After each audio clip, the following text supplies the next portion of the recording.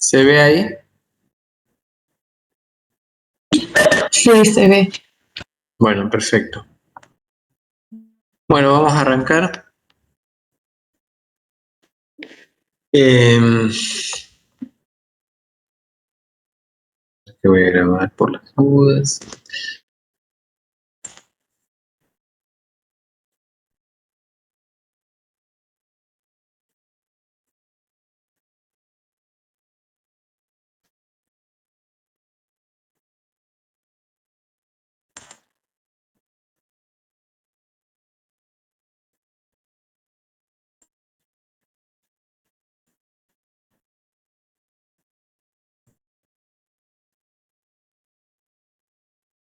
Bueno, de lo que quería hablar un poquito es que en los métodos de análisis, digamos, tenemos fundamentalmente en los métodos clásicos de análisis. ¿Por qué clásicos de análisis? Porque lo que estamos haciendo es utilizar de algún modo reacciones químicas para poder medir cuantitativamente algún analito, ¿no es cierto? Entonces, esos métodos clásicos se dividen en lo que son las gravimetrías y las volumetrías. Las gravimetrías tienen fundamentalmente como protagonista a la balanza analítica. ¿Por qué? Porque en general la muestra que es sólida se va a pesar al inicio del análisis y va a haber otra pesada al final del análisis eh, que va a ser de un precipitado seco de estequiometría conocida. Eso ya lo vamos a ir viendo. Ahora, en el caso de las volumetrías, por supuesto, todo va a estar referenciado al uso de soluciones patrón secundario para contrastar contra los analitos disueltos en solución acuosa. Entonces vamos a tener toda una serie de volumetrías posibles clasificadas en base a el tipo de reacción química que interviene. Ahora, en el caso de las gravimetrías, el tipo de reacción química que explotamos y utilizamos es el de la formación de un precipitado, ¿sí? Entonces, ¿qué ocurre? Nosotros vamos a necesitar que el analito forme de alguna manera un precipitado insoluble con un reactivo precipitante, ¿sí? Y vamos a necesitar que ese precipitado tenga algunas características en particular, ¿sí? Una, que la reacción sea cuantitativa, eso de entrada, porque si no lo vamos a cuantificar. Pero además necesitamos algunas características del precipitado para que la técnica analítica sea viable. En definitiva, la precipitación termina siendo una técnica también separativa. ¿Por qué? Porque el analito se separa físicamente de la solución, donde puede estar mezclado con otras sustancias químicas.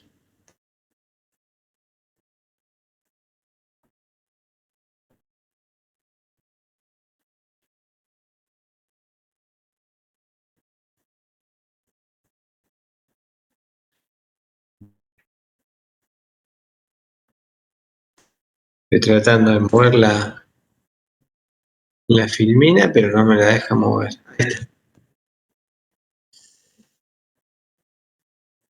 Entonces, como les decía, la técnica, fundamentalmente nosotros tenemos que observar que comienza con la pesada de la muestra y termina con la pesada analítica de un precipitado seco, ¿sí?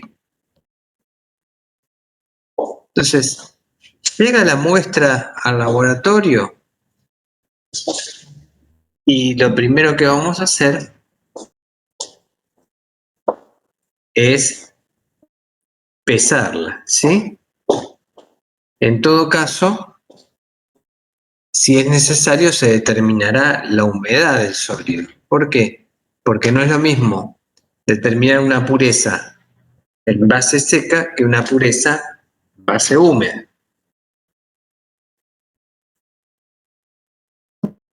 Entonces yo de esa muestra voy a tomar una pesada inicial y voy a arrancar el análisis, que va a involucrar la disolución de la muestra, la precipitación con el reactivo precipitante del analito, la filtración para aislar el precipitado del resto de la solución y el secado del precipitado o calcinación. Bien, entonces, luego de obtener el precipitado seco, lo que se va a hacer es una última pesada para poder hacer los cálculos y determinar el contenido del analito.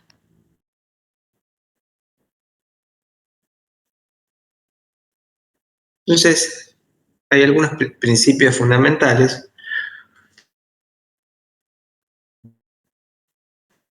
que tienen que ver con la precipitación, etcétera, etcétera.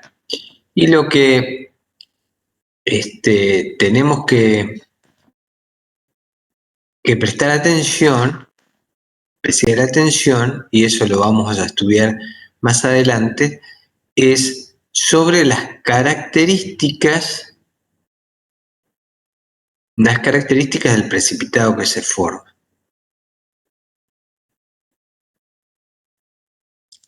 Hay algunas cuestiones respecto a los requerimientos de la reacción química involucrada, por ejemplo, que sea un KPS pequeño, o sea, que el producto de solubilidad me esté indicando que estoy utilizando una reacción de un precipitado realmente insoluble.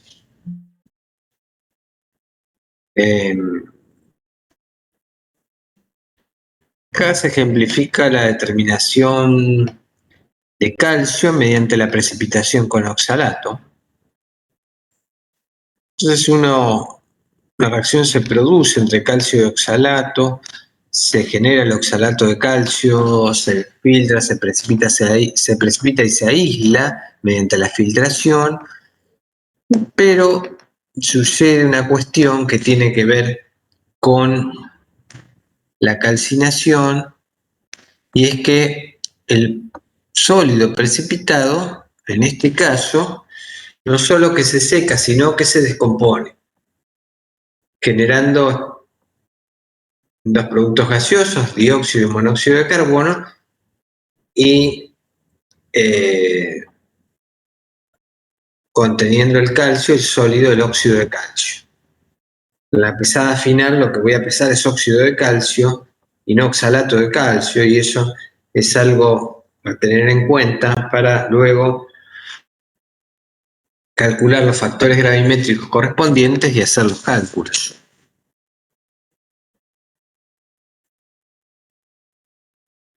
Entonces, en este tratamiento se pone especial atención en lo que es la calidad de los precipitados, ¿sí? Una de las características es que se puedan filtrar y lavar fácilmente para quedar libre de contaminantes, ¿sí? ¿Por qué? Porque si el precipitado acarrea o arrastra contaminantes, voy a tener un error analítico por exceso. O sea, voy a hacer una determinación del analito errónea en el sentido que voy a pesar más de lo que hay de precipitado que forma el analito. La otra cuestión es la completitud de la reacción. El proceso de separación debe ser completo, la solubilidad del precipitado debe ser baja, ¿sí? ¿Por qué? Porque si no se va a producir un error por defecto, es decir, voy a medir menos analito del que hay si el precipitado es parcialmente soluble. No debe descomponerse el precipitado, porque si no también se va a producir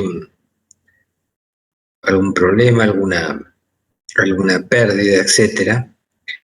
La sustancia que se pesa finalmente, luego de secar o calcinar, debe tener una composición definida. Es decir, tenemos que conocer su estequiometría para poder hacer los cálculos y debe ser pura o casi pura, es decir, debe estar libre de impurezas porque si no voy a, como les decía, cometer un error por exceso en la determinación, porque voy a pesar en la pesada final otras cosas que son contaminantes y no es el precipitado que estoy evaluando.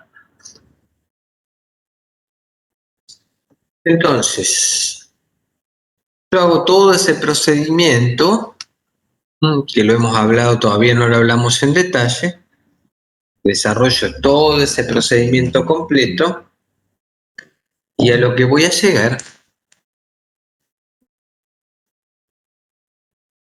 finalmente cuando pese el precipitado correspondiente es a tener que hacer los cálculos del porcentaje de analito. Entonces, porcentaje de analito, por definición, sería el peso del analito presente en la muestra respecto del peso de la muestra por 100. Ese sería el porcentaje, si quieren, de pureza peso en peso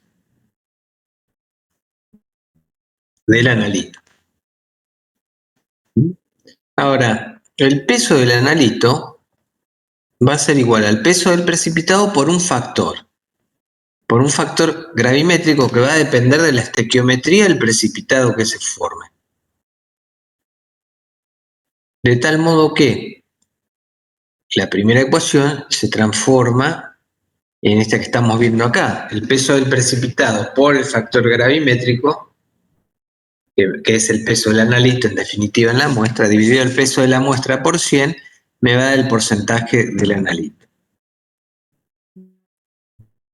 Bien, muy bien.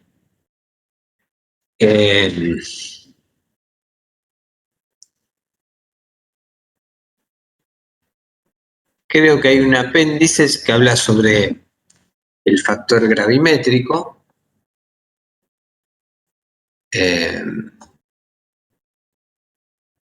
Pero bueno, básicamente tiene que ver con una relación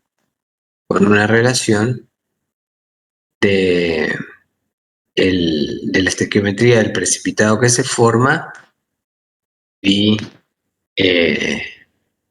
respecto del analito. ¿Me van comprendiendo hasta ahí? ¿Cómo vamos? Por ahora sí. Bueno. A ver, por ejemplo, en el tema del factor gravimétrico, ¿sí? Supónganse que estoy determinando cloruros, ¿sí? Y lo que hago es precipitar los cloruros con la reacción de plata, o sea, formo cloruro de plata, ¿sí? En ese caso, la relación de cloruros con respecto al cloruro de plata es 1 a 1, es decir, el factor gravimétrico claramente va a ser el peso atómico del cloruro dividido el peso molecular del cloruro de plata. ¿Se entiende? ¿Mm? Porque yo lo que hago es, de alguna manera, convertir ese peso de cloruro de plata que obtengo en el precipitado final en peso de cloruro, ¿sí? Para poder hacer esa cuentita que vimos anteriormente.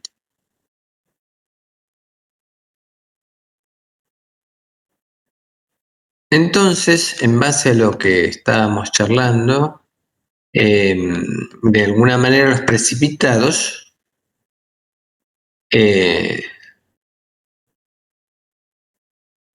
para poder ser utilizados en gravimetría necesitan cumplir con determinadas condiciones. Y las reacciones también, ¿sí? Las reacciones deben ser específicas o al menos selectivas del analito a precipitar. ¿Qué significa eso? Que no debe haber reacciones, digamos, competitivas, es decir, solo se debe producir la reacción entre el analito y el reactivo precipitante. Si el reactivo precipitante reacciona y precipita alguna otra sustancia, vamos a estar en problemas.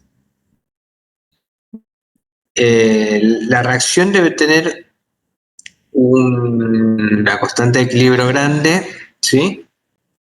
Es decir, estar desplazada hacia la derecha. Si yo tengo cloruros más plata, por ejemplo, la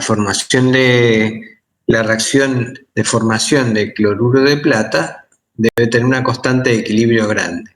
O la KPS debe ser muy pequeño. Es decir, la KPS, si ustedes la escriben, es la reacción inversa a la constante de formación del precipitado, ¿sí? Porque la KPS es la disolución del precipitado.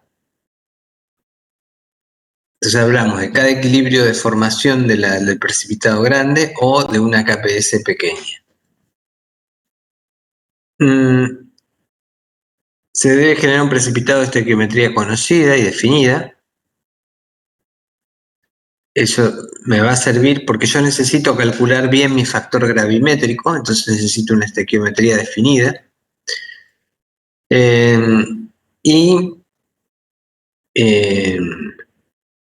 ¿Qué sucede? Esta reacción debe completarse en un tiempo relativamente corto, es decir, si yo la reacción es muy lenta y tengo que esperar tiempos muy largos, llámese varias horas, un día, para que se complete, no va a ser conveniente para el análisis debido al requerimiento de tiempo que tiene la reacción.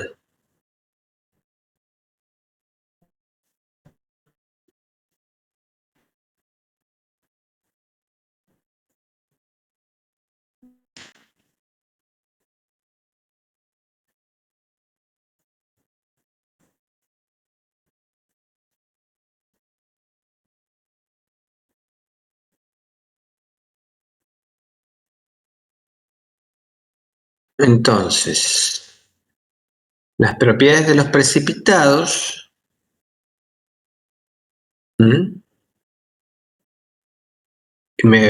son necesarias para que yo pueda poder ejecutar de algún modo la técnica de un modo sin tener problemas de pérdidas analíticas para llegar al precipitado seco finalmente. Los precipitados se deben poder lavar y filtrar fácilmente. ¿Por qué? Porque bueno, eso hace a que se puedan liberar del resto de contaminantes que están presentes en la solución. Entonces yo tengo que aislar ese precipitado, filtrándolo y lavándolo y luego lavarlo para terminar de eliminar las sustancias presentes que puedan haber sido acarreadas de la solución inicial. Bueno, como les decía, desde el punto de vista cuantitativo deben ser lo suficientemente insolubles para que no haya pérdida analítica y tener una composición conocida, luego de secarlos o calcinados, que ya lo hablamos, que eso se refiere a la estequiometría que necesito para poder calcular el factor gravimétrico. Ahora, el hecho de que haya un requerimiento de que se puedan lavar y filtrar fácilmente tiene que ver con la calidad del precipitado, es decir, su pureza y su tamaño de partícula.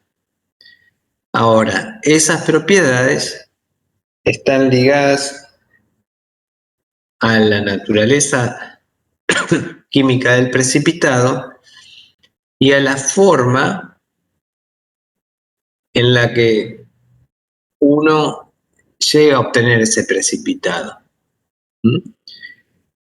Porque un buen procedimiento, una técnica, puede llevarnos a un precipitado de alta calidad, es decir, cristales grandes y puros, o una técnica mala o una mala ejecución de la técnica nos puede llevar a precipitados de tamaño pequeño e impuros.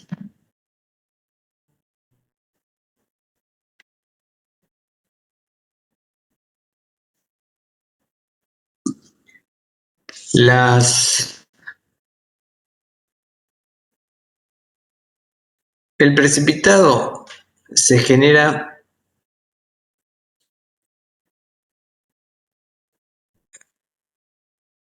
a partir de que se supera el producto de solubilidad de los iones presentes, solución, y tiene un requerimiento de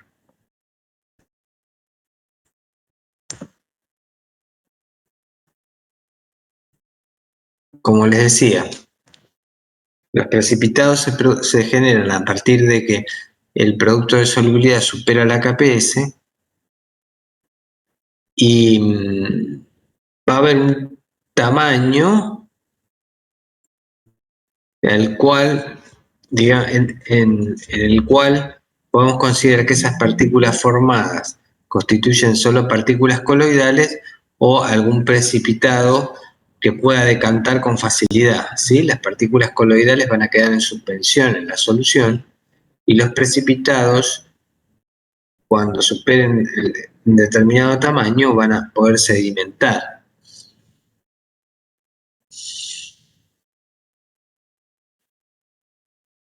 ¿Por qué se producen partículas coloidales? A veces, bueno, son...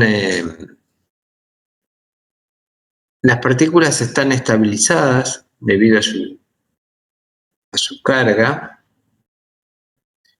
Existe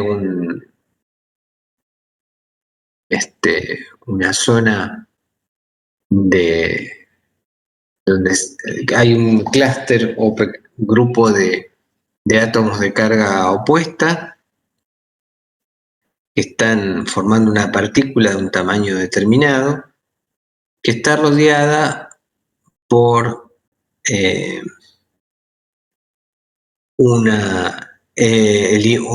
unión común al precipitado que va a determinar la primera esfera de absorción, que en este caso, si es un cloruro de plata y hay plata circundante, va a tener carga positiva, y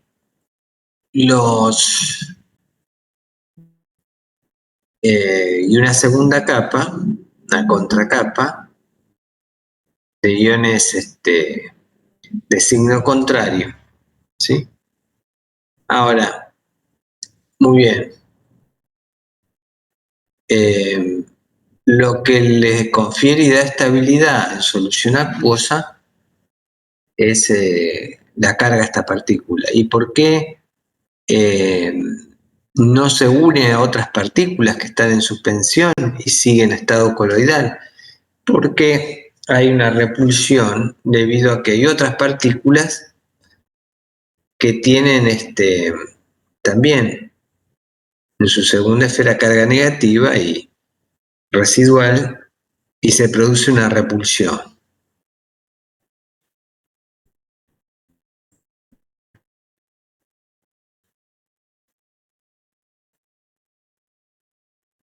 Entonces, en definitiva, digamos, el hecho de que se forme un precipitado muy soluble tiene que ver con las KPS pequeñas o las constantes de equilibrio grandes, donde hay un desplazamiento de la reacción hacia productos que sería el precipitado.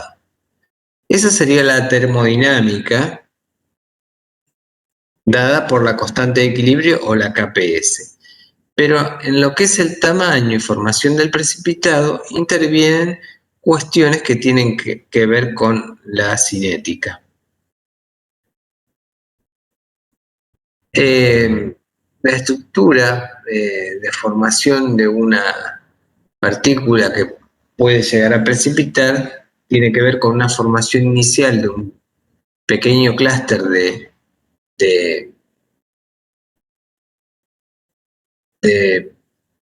partículas de analito y precipitante que forma un núcleo inicial. Ese núcleo inicial, pequeño, sobre el cual se van a ir depositando el resto de los iones, generando el crecimiento de la partícula. ¿Sí? Entonces va a haber dos procesos. Uno, la formación de núcleo, la nucleación, y otro proceso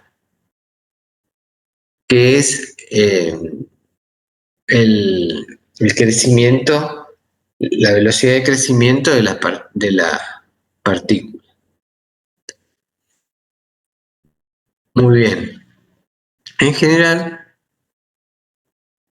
lo que nos conviene es que la velocidad de nucleación sea mucho menor a la velocidad de crecimiento del cristal. ¿Por qué? Bueno, para que se produzcan más cristales de mayor tamaño. Es decir, se producen menos partículas de mayor tamaño de esa manera. Es decir, inicialmente pocos núcleos y un muy buen crecimiento del cristal. Cuando se forman cristales grandes, en general, cristales bien formados, se obtienen precipitados más puros y más fácilmente filtrables. ¿Sí?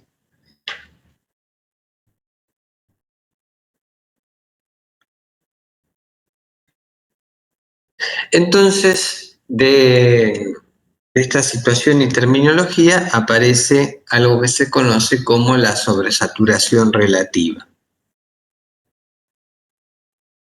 La sobresaturación relativa involucra un término que es la solubilidad en el equilibrio, que es la solubilidad del precipitado en el equilibrio, ¿sí? Que eso va a depender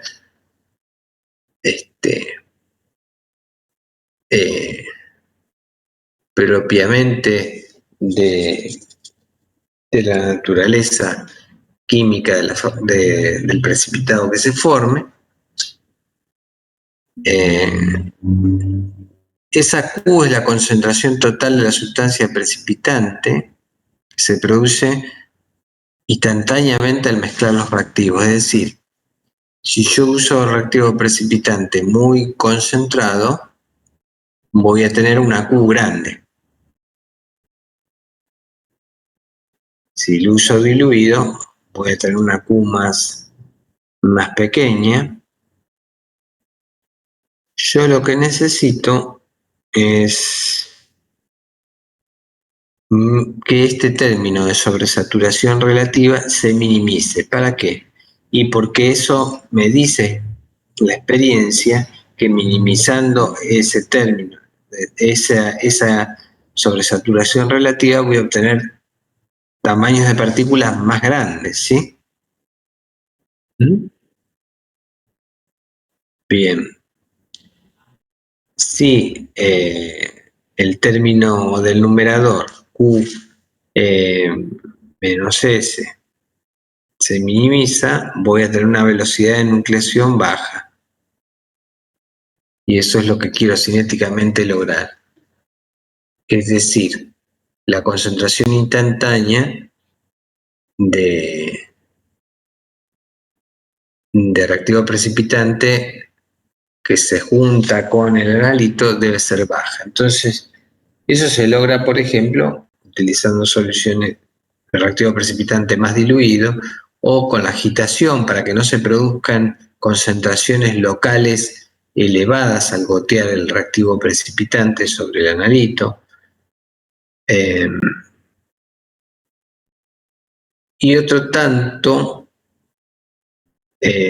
ocurre con la solubilidad en el sentido de que se busca en todo sentido maximizar la solubilidad del precipitado, al menos en un comienzo, para poder lograr una baja nucleación y poder generar cristales más grandes, ¿sí? Digo en el comienzo porque, digamos, a mí no me conviene tener una solubilidad elevada al final del proceso gravimétrico porque voy a tener un error por pérdida analítica.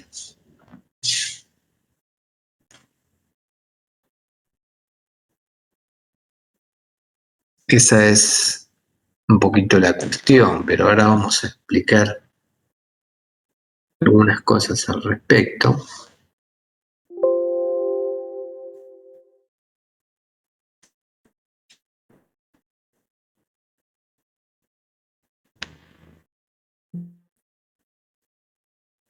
Bueno, ¿cómo vamos hasta ahí?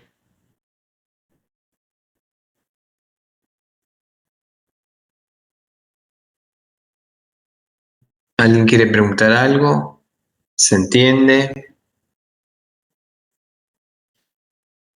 Por ahora se entiende, profe.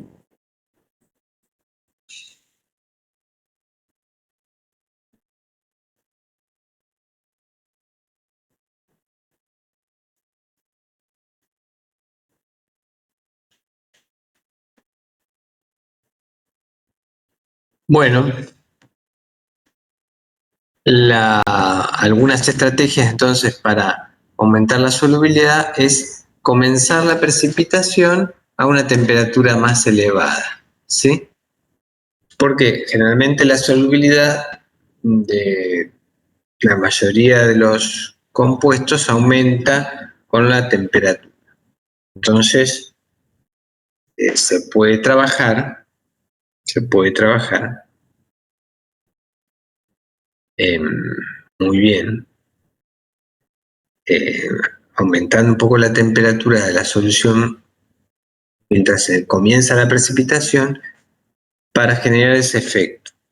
¿Mm? Finalmente se va a tener que dejar de algún modo enfriar para evaluar el tema de que no ocurra, digamos, una pérdida cuantitativa por disolución del precipitado, pero eso al final, ¿no?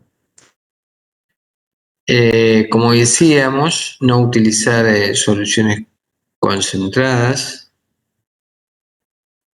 la adición lenta y una buena agitación, o controlar el pH cuando el mismo está vinculado a la solubilidad. Es decir, por ejemplo, ¿no? En el caso de la precipitación esa de calcio y oxalato, ¿sí? Si yo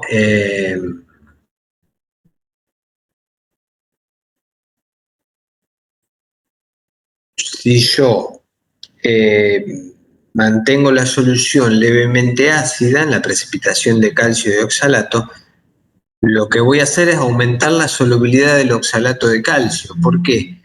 Porque no hay solo oxalato en la solución, sino que hay oxalato ácido, ¿sí?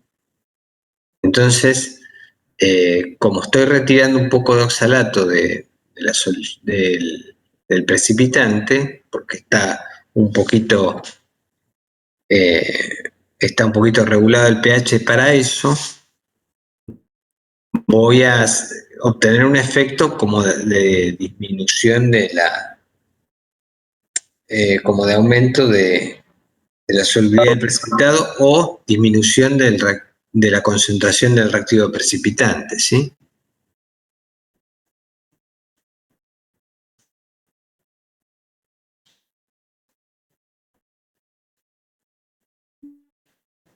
Bien. Entonces, como decíamos, existen precipitados coloidales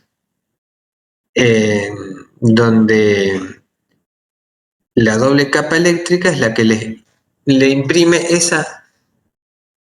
esa estabilidad a las partículas, pero, como les decía, la repulsión hace que no se sintericen, que no coagulen y que se mantengan en solución. Ahora, si se retira algo del entorno por calentamiento o se agrega un electrolito de modo tal que ese electrolito lleve el peso de la fuerza iónica de la solución y deje de haber repulsión entre las partículas coloidales, se va a producir una coagulación, es decir, esas partículas se van a juntar entre sí y van a sedimentar.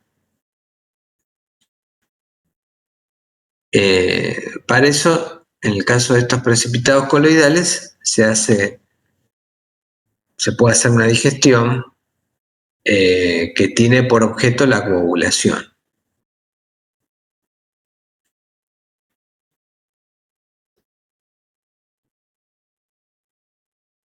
Se puede hacer calentando, ¿no es cierto?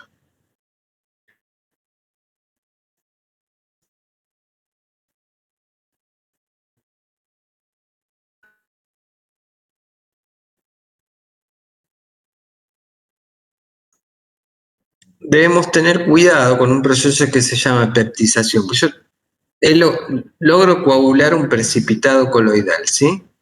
Entonces lo coagulo calentando, por ejemplo, logro que sedimente o agrego un poquito de un electrolito de soporte. Lo coagulo a ese precipitado y lo filtro, ¿sí? Ahora en el filtro yo tengo que lavar. Si yo lavo con agua lo que puede pasar es que ese precipitado que está coagulado vuelva a su estado inicial, es decir, se separen las partículas y de nuevo queden partículas coloidales en suspensión y atraviesen de nuevo el filtro y tengo una pérdida analítica al lavar con agua, ¿sí? Ese fenómeno se conoce como peptización. Entonces, cuando yo lavo un coloide coagulado, lo que tengo que hacer es lavar sosteniendo esa fuerza iónica con un electrolito que luego pueda eliminar fácilmente.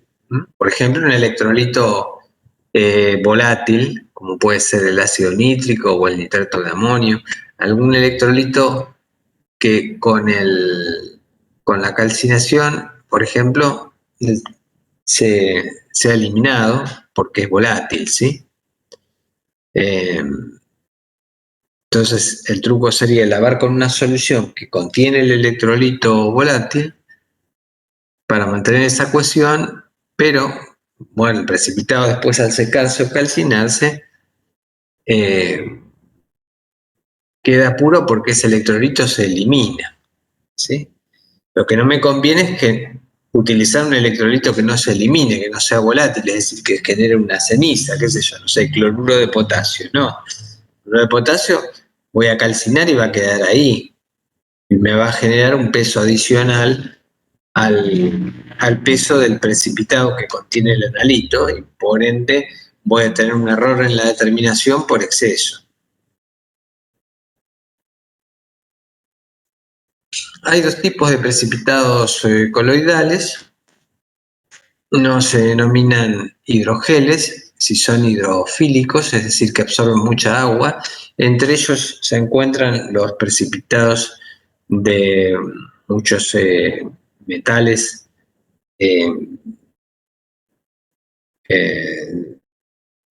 unos de transición y algunos de carga 3. O sea, cationes ácidos, como por ejemplo el hidróxido de aluminio, el hidróxido férrico, que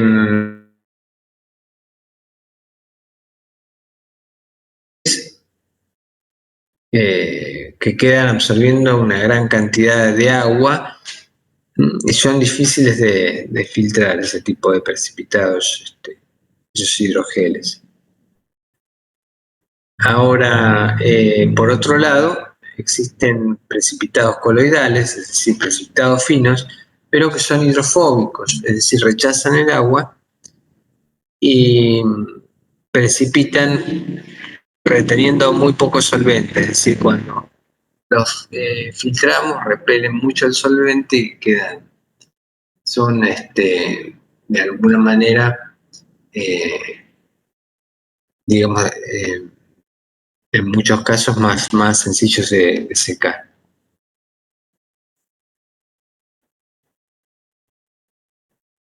Por otro lado, los precipitados cristalinos, que son precipitados deseables porque se forman de un modo estructurado que genera un cristal de mayor tamaño y pureza y más filtrables por ende,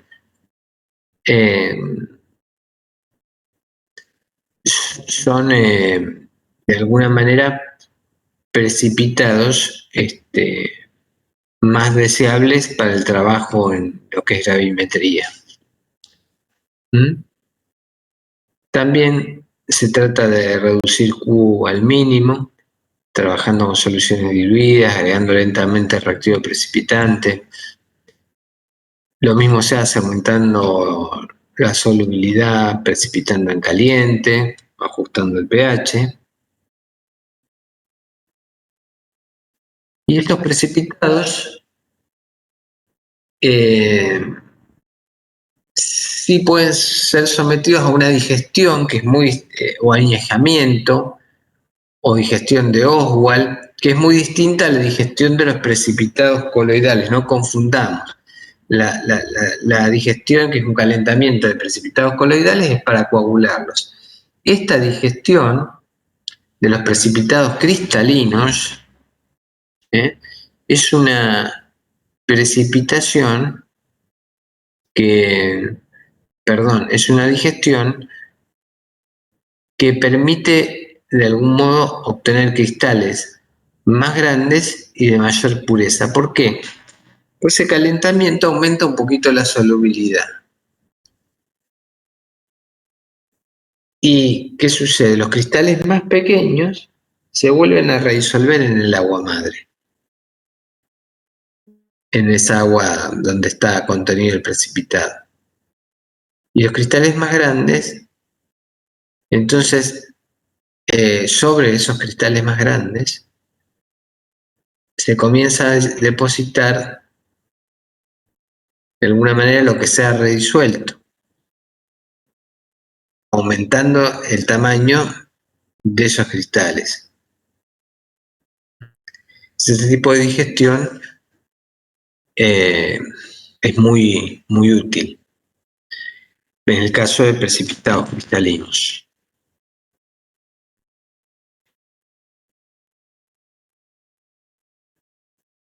Respecto de los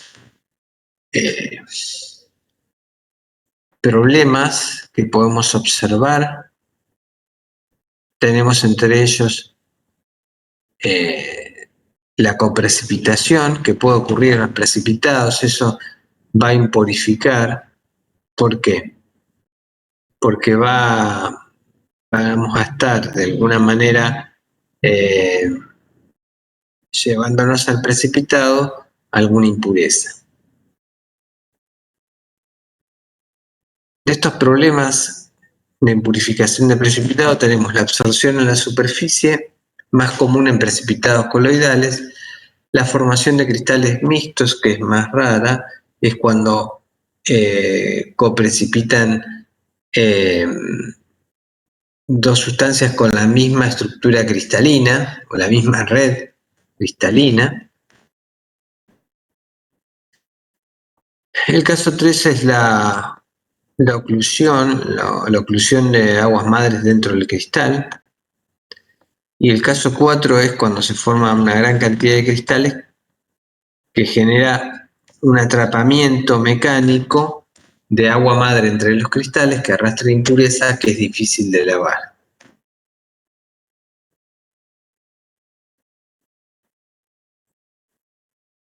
Bueno, acá se describen un poquito los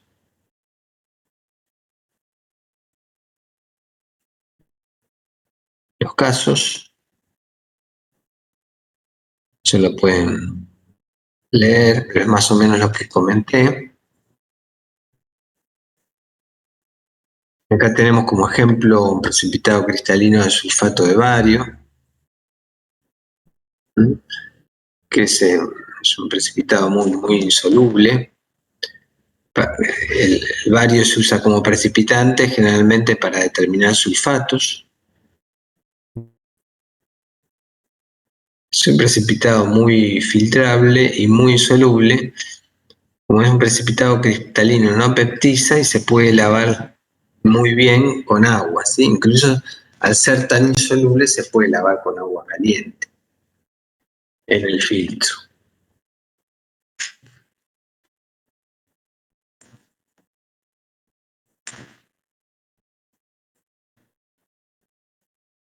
Post-precipitación, existe una manera de mejorar la calidad del precipitado, que es una reprecipitación. La reprecipitación involucra redisolver el precipitado obtenido. ¿Por qué? Porque uno al redisolver lo resuelve en un medio limpio, es decir, lo redisuelve en solvente, está limpio de otras impurezas. Entonces obtiene un segundo precipitado, generalmente lavado de todas esas impurezas que puede haber arrastrado el primer precipitado. Ahora, el riesgo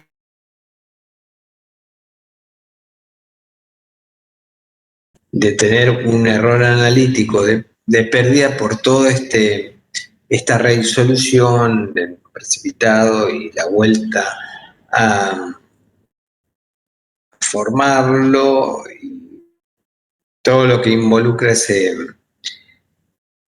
trajín analítico de hacer más pasos, ¿no? Pero a ver, en algunos casos puede llegar a ser una vía recomendable, pero trabajosa.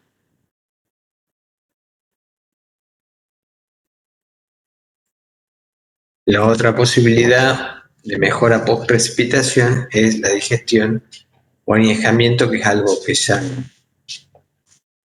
hablamos.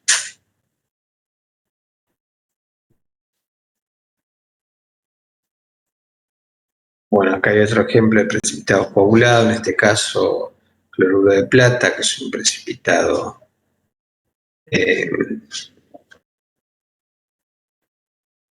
hidrofóbico.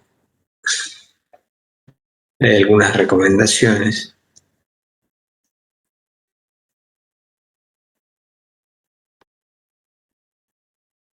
Acá hay algunos apuntes respecto de los precipitados gelatinosos.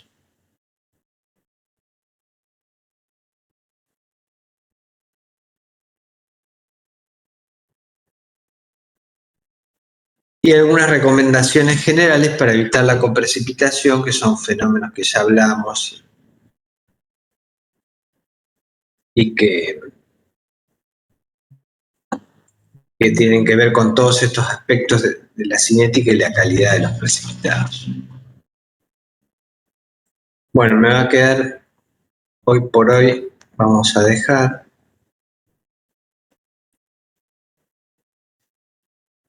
Y me va a quedar pendiente para la próxima encuentro cerrar el tema y ver lo que es precipitación homogénea. Bueno, ¿alguna pregunta? ¿Alguien quiere decir algo?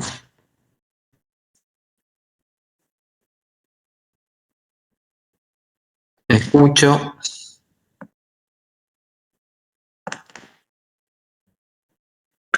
Yo por ahora no, profe. Bueno, les recuerdo que están descargadas también las clases grabadas, que las pueden escuchar de estos temas. Ya está habilitado el bloque de gravimetría. Tienen también alguna cosita ahí donde se explica factor gravimétrico, alguna grabación. Bueno, está todo ese material disponible para que ustedes lo escuchen y lo miren. ¿Sí?